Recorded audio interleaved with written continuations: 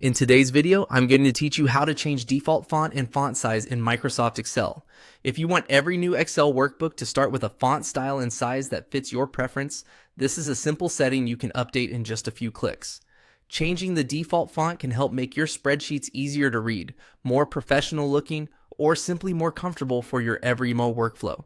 Just keep in mind that this change will affect new workbooks you create after updating the setting, not existing files you've already been working on.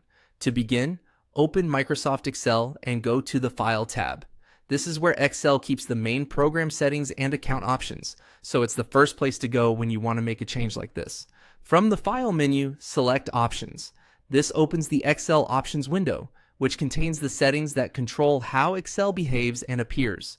Once you're in the Options window, stay in the General category and look for the section called When Creating New Workbooks. This area controls the default setup Excel uses whenever you start a brand new workbook. In that section, find the setting labeled Use This as the default font. Open the drop-down menu and choose the font you want to use going forward. For example, you might choose Arial, Calibri, or another font that suits your style. If you share spreadsheets with others often, it can be helpful to choose a common font that displays well on most systems. Next, look just below that for the font size setting. Choose the default size you want Excel to use in new workbooks.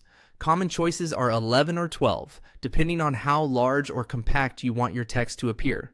A slightly larger font can improve readability, while a smaller one may help fit more information on the screen at once.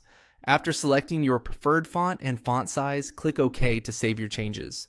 Excel will usually let you know that you need to close and restart the program before the update takes effect.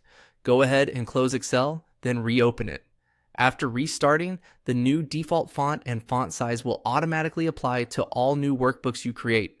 If you open an older workbook, it will keep its existing formatting unless you manually change it. And that's all it takes. You've successfully updated the default font and font size in Microsoft Excel.